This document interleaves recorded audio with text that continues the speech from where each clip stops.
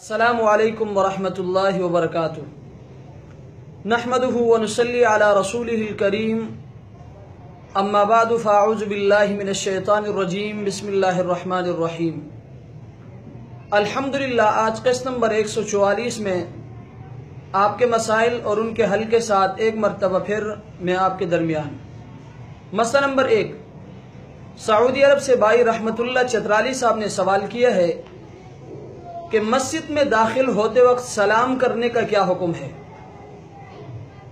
تو مسئلہ یہ ہے کہ اگر مسجد میں لوگ نماز، تلاوت یا وظائف وغیرہ میں مشغول نہ ہو تو مسجد میں داخل ہوتے وقت سلام کرنا بہتر ہے، اور اگر لوگ نماز اور وظائف وغیرہ میں مشغول ہو یا مسجد میں کوئی نہ ہو تو مسجد میں داخل ہوتے وقت یہ کہے السلام علینا وعلی عباد اللہ الصالحین۔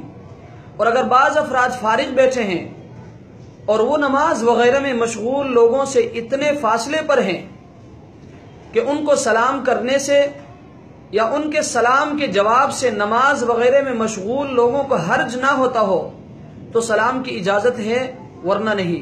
الدر المختار جلد نمبر 2 صفحہ نمبر 413۔ مسئلہ نمبر 2 پشاور سے بھائی ابراہیم صاحب نے سوال کیا ہے کہ تشہد کا کچھ حصہ رہ گیا تو اس کا کیا حکم ہے؟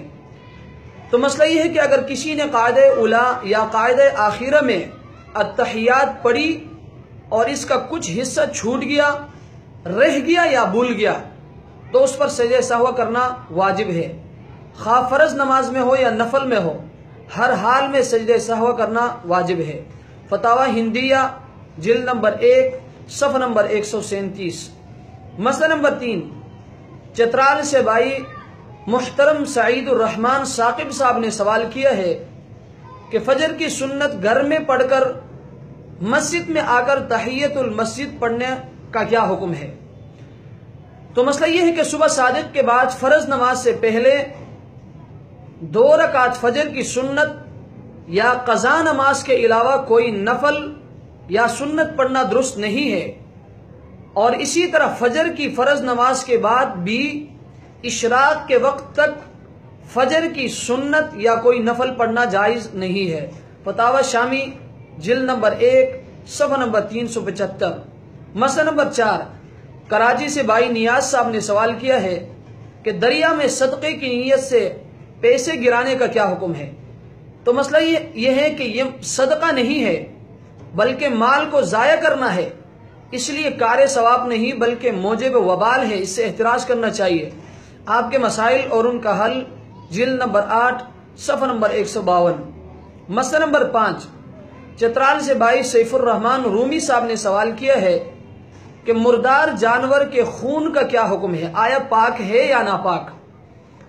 تو مسئلہ یہ ہے کہ مردار جانور کا خون ناپاک ہے، اس سے کپڑے ناپاک ہو جاتے ہیں، البتہ ذبح شدہ جانور کے خون میں یہ تفصیل ہے کہ گوشت میں جو خون لگا رہ جاتا ہے وہ پاک ہے، اس سے کپڑے ناپاک نہیں ہوتے، البتہ بوقت ذبح یعنی ذبح کرتے وقت جو خون جانور کے رگوں سے نکلتا ہے وہ ناپاک ہے، اس سے کپڑے ناپاک ہو جاتے ہیں۔ آپ کے مسائل اور ان کا حل جلد نمبر 4 صفحہ نمبر 334۔ اللہ تبارک و تعالی ہمیں ان مسائل کو سمجھنے کی توفیق عطا فرمائے۔ وآخر دعوانا ان الحمد للہ رب العالمین۔